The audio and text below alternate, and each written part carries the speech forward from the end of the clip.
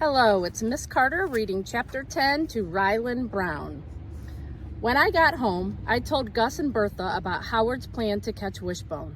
We're going to build a great big trap, I said, stretching my arms out to show how big, with chicken wire from his daddy's workshop. Gus's eyebrows shot up. A trap, huh? I nodded. Well, kind of.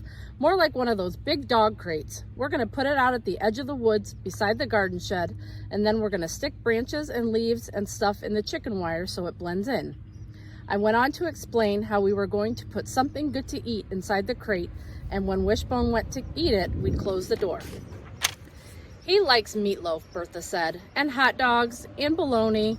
She tossed a couple pieces of fish stick left over from supper onto the floor for the two of the cats. Now, I don't want to rain on your parade, Charlie, but what if that dog isn't friendly to people? What if he bites?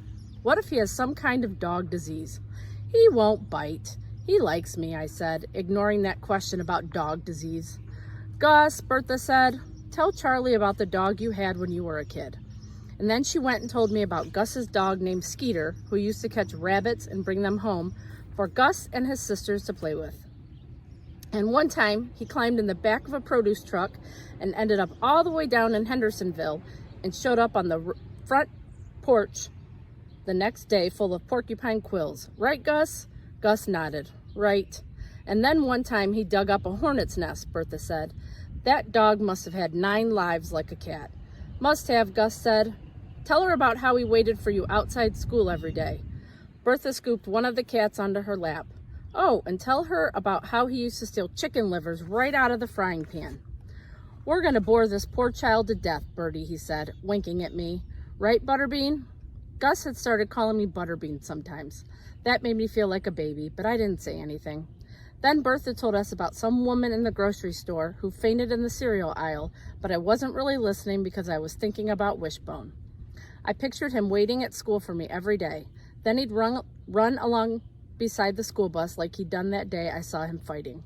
Maybe the bus driver would let him on the bus because he was so smart and would do tricks for all the kids. He'd sleep in my bed every night and I'd sing Good Old Noah to him. He'd let me put Jackie's Raleigh High School t-shirt on him and maybe even paint his toenails red. I'd teach him to go up to the end of the driveway on Sunday mornings and get the newspaper before church. He'd chase rabbits out to the garden and sit out on the porch with us every night. I still had a little niggle about Mama having a hissy fit when I brought him back to Raleigh with me, but I pushed that aside. By the time Bertha went inside to get a box of graham crackers for us, I was so in love with Wishbone, I couldn't hardly stand it. I sure hoped Howard's plan worked. Let's go set up the sprinkler in the gardens, Gus said to me, tugging on his dirty baseball cap. I followed him outside with 3 cats sauntering along behind us. I helped him untangle the hose and drag it out to the garden.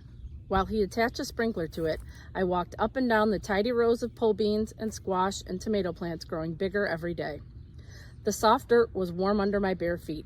Suddenly, a ladybug landed on my arm. I put my finger next to it and let it climb on. Then I held my finger up and whispered, Ladybug, ladybug, fly away home. As I watched that little ladybug fly off into the sky, I made my wish. Jackie called again that night. She told me she had put those blue streaks in her hair and now everybody at school was copying her. I swear, Charlie, she said, everybody in Raleigh's got blue streaks in their hair. Then she told me she met some boy who played guitar in a band and had his nose pierced. His name was Cockroach, and her sorta-kind boyfriend Arlo didn't like him. Cockroach, I said, because what else can you say to that? But she just kept on talking. She couldn't wait to graduate and kiss that school goodbye. She and some girl named Shayla might move to Fort Lauderdale if Shayla's uncle could get them jobs in his Mexican restaurant. But if that didn't happen, she might go to school to be a dental assistant. She sure had a lot of plans, but it seemed like none of them included me. Are you going to come visit me sometime? I asked in a tiny voice that sounded like a baby. Of course I am, Charlie, she said, as soon as I get time. I guess she had lots of time for Cockroach, but not much time for me. Out on the porch at night, Bertha told Gus about her day when I sent my thoughts zipping through the trees to wherever Wishbone was. I wanted him to know he didn't have to be stray like me. I wanted him to be mine. Then my mind wandered to the Odoms. I wondered what they were doing right that very minute. I bet they were all piled on pillows on the floor, eating popcorn and playing crazy eights. I bet Mrs. Odom was taping her school papers up on the wall and telling them how proud she was of them. Then she'd have to say rutabaga so Cotton would stop drawing on the wall with markers.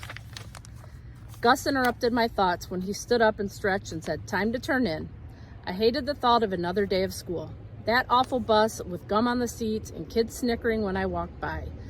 Miss Willoughby frowning at me and tossing my marked up papers onto my desk with a sigh.